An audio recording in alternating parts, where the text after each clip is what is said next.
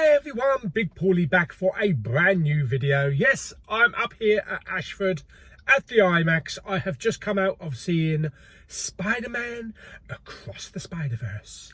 Yes, the second in the trilogy, because I had no idea there was actually a trilogy. Apparently the third film, Beyond the Spider-Verse, is out in less than a year. I think 9 months, so that's just enough time for me to have a baby. Yes, and dress him up as Spider-Man.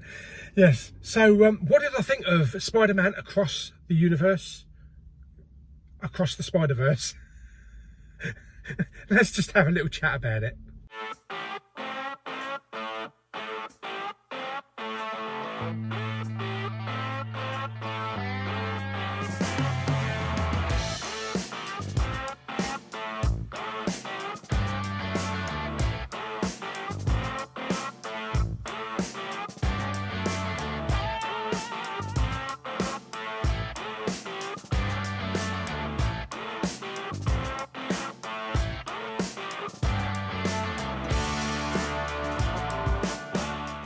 Okay, so in this film, Miles Morales gets catapulted from multiverse to multiverse and meets up with the Spider People. Yes. I'm not going to go too much into spoiler territory because you could really spoil this. Yeah, there's a new threat, there's a new villain simply called The Spot.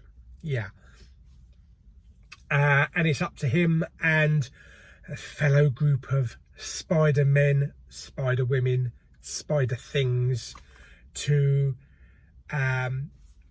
track this villain down and stop them from creating mayhem. That's basically all I'm going to say. So, oh God, well, I don't even know where to start. First of all, it took about 15 to 20 minutes before the actual titles came up, the actual name of the film. There's a nice little bit at the beginning of the film, kind of like a recap on the previous film, in case you haven't seen it. Who hasn't seen it? But what can I say? I mean, characters. If you thought there was multiple characters in the first film, my God, you haven't seen anything yet. And these were fantastic characters.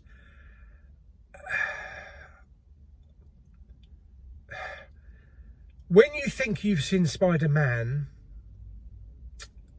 how many variations of Spider-Man are there across multiple Spider-Verses? Yeah, you wouldn't believe it. You wouldn't believe it. And they're all just so unique and a mix of, oh God, I can't even describe it. There's weird ones, there's wacky ones, there's cameos. Talking of cameos, oh my God, there was actually a couple of cameos in this, and I was just, holy crap.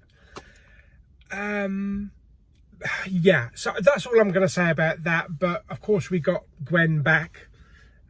Voiced by Haley Steinfeld, isn't it? Yeah. She's great. She's great in this film, and all the characters, that you know from the first film, well, most of them are there again, and it's just the further adventures of Miles Morales across the Spider-Verse. That's it. That's all you need to know. So just go into the film knowing that.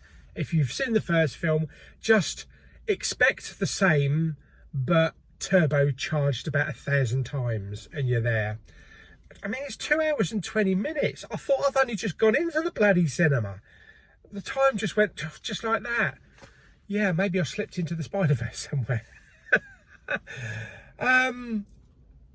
And each of these Spider-Verses have got their own unique look and feel to them, and things are different there. Characters are different. The whole look of it. In fact, one of the Spider-Verses was so hilarious. I just could not believe they actually did it. And it was just so hilarious. But yeah, that's it. Basically it. Like I say, I'm not going to talk any more about it because you just have to see it. And if you can, see it on the biggest screen you've ever seen in your life. Go big or go home. Yeah. If you've got an IMAX, do IMAX. Whatever you do, do an IMAX. If not, then just aim for the biggest screen you can possibly find.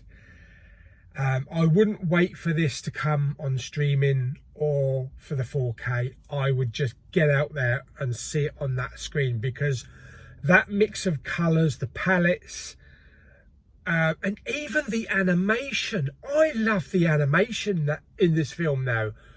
That's the thing. In my first review, and when I watched the first film in 2018, because the animation was new, I really didn't like it. I didn't get it, because I'm all used to like Pixar, that type of stuff.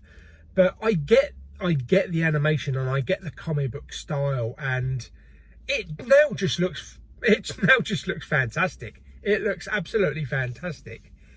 And music was fantastic. Special effects were great.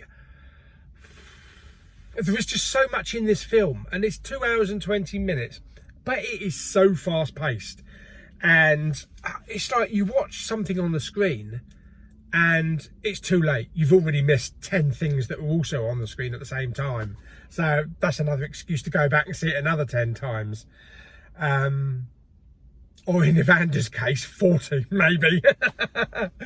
So yeah, fantastic. Absolutely loved it. Blew my socks off. Way better than the first film, even though the first film now I really enjoy. And it's just on another level. It's just on another level. And it has so many connections to other Spider-Man and things that have happened. Yeah, fantastic. There we go. So that's my thoughts on Spider-Man Across the Spiderverse. I'm going to have to get that right, because there's going to be Into the Spider-Verse, Across the Spider-Verse, and Beyond the Spider-Verse.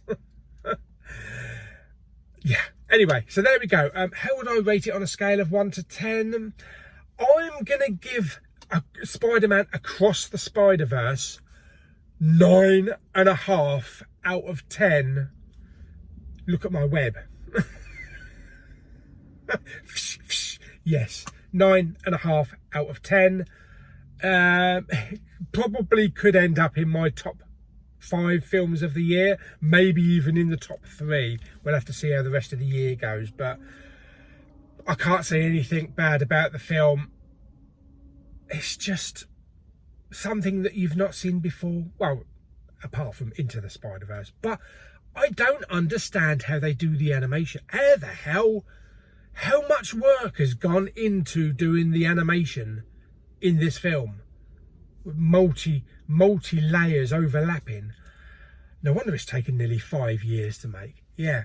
Anyway, there we go. So I hope you enjoyed the video. Like it by giving it some thumbs up. Don't forget to subscribe, comment and share. And I'll see you on the next video very soon. Bye bye.